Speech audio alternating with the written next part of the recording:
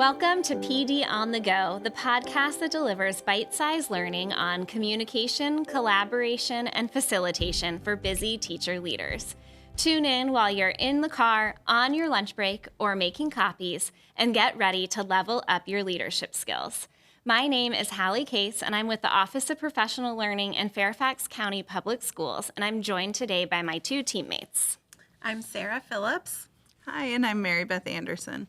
All right, so our topic for today is around shared leadership and really thinking about how to anticipate overwhelm. So we're winding down a school year, which means that we're already starting to think about the next school year. And often, and we've talked about this on the podcast before, what can happen on teams is that one person is mainly in charge of most of the work for a team. They're running the meetings. They take on the load of the planning. They're documenting everything. They're pulling the data. They're doing a lot of that work. And sometimes that person can get completely overwhelmed. And then we try to start to distribute leadership. Or balls start to get dropped because one person's trying to hold it all up, and then we start to distribute leadership. So we want to talk from day one, how can you put some structures in place so that you're not scrambling, because it's hard to undo it once it's started, right? So first, let's talk about the why. So why is waiting for a crisis or for burnout not a good strategy for distributing team leadership? What do you think, Sarah? I think one thing is the danger of falling into a resentment trap.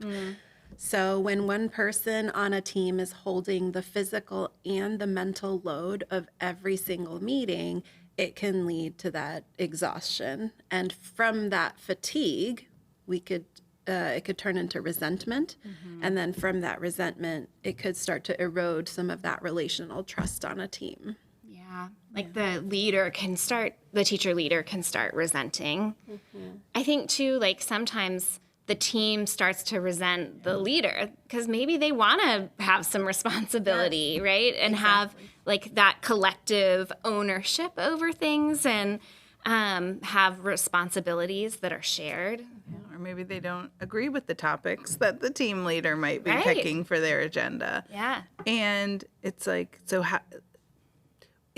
the reactiveness goes down, and we maybe start to make decisions that aren't best for kids or that aren't best for our teammates when we're in this reactive mode or resentment. So thinking about how to be proactive so that nobody feels overwhelmed, because their education is an overwhelming job in itself. And so like we have this collaborative team for a reason. And so how do we build each other up?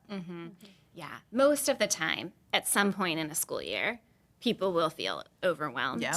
And if you've already established conditions where the team is sharing the work, that's going to just help everybody feel better in those moments, right? So let's share some practical tips. What are some recommendations that we would have to structure meetings so that they can be self-led right off the bat? And when we say self-led, we're not necessarily saying that there isn't a team leader who's kind of supporting logistics and doing a little bit more.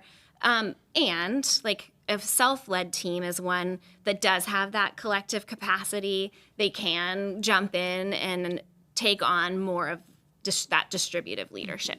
Yeah, I think one of the easiest or like low-hanging fruit that a team could start with is determining agenda outcomes together, so that it doesn't lead to that resentment of one person saying, I always have to come up with this agenda. The meeting's tomorrow, and I don't even know what we're going to talk about. Yeah. And we've all been on teams that have had that. And so if you can spend some time at the end of your CLT, which is really tricky because we work till that last minute and then we're like, oh, we got to go get the kids or the kids are coming. So building in that time together to say, all right, so we're here now. What can we do next week? Let's build the agenda right then and there. It takes it off that team leader's plate. Yeah. Everyone has input. So it's not one person's idea versus another. And if you center the 4 critical questions, you're really thinking about what that collaborative cycle is and what's next for your planning. Well, and you know what that made me think of too is on our our CLT protocol library, each of the protocols has an outcome. So you could also treat that as like, here's our menu of outcomes. As a team, which ones do we want to achieve next week, right? Like, what actions are we going to take? And then the protocol's already there. Easy. So smart. I love it. We did that. No. Okay, so then Sarah, so one idea is create the agenda at the end of the meeting so that you're ready for the next meeting and everyone's had a say. Yeah. What else, Sarah? What are some other tips? I think another idea is rotating facilitation. And so when we say taking the load off of the team, it might be that you have someone someone facilitating the community builder part of the meeting. Someone is leading the protocol. Someone might be engaging in the closing. I think there's different things that we could rotate maybe by week, just by time period. So I might facilitate the data conversation this week, and then Mary Beth might facilitate the reflection the following week, and so on. So by time period is one way to rotate. Another way I know teams rotate is by leaning into the strengths of the team. So for example, if one team member is a data wizard, then they may pull the data for our data protocol, our analysis. Someone might be really great at diving into curriculum, so they might bring some key resources we could use while lesson planning, and so on. So kind of leaning into those areas of strength as a team is another way to rotate facilitation and parts of that meeting. Yeah, so like thinking about how you're creating it and who can do different pieces of it so that it's not just the team official teacher leader, a titled position, right? And you can scaffold that differently throughout the year. You can see, because maybe it's the time period in the beginning, and then as we get to know each other, rotating the facilitation by strengths. Okay, so my tip, I think, would be in the meeting, and regardless of who's facilitating it or who's running which part of it, thinking about if there's an action that has to be accomplished before the next meeting, that you're really clear on whose responsibility it's going to be. So we sometimes use the structure, who will do what by when, so that we are really clear on the person's responsibility, what exactly they're doing, and when it needs to be done by. And that might even be something that you build into working agreements, which we're going to talk about in a future episode.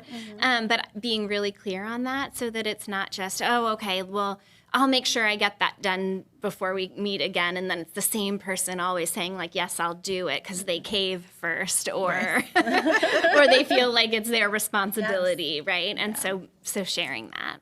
And it's recorded. It's not like, the last 3 times, Hallie's jumped in. Right. Yeah, you can look back and see your record and make sure it's being distributed. Yes. Yeah. Okay, so our resources for this episode are going to be an asynchronous module on how to develop collective responsibility on a team.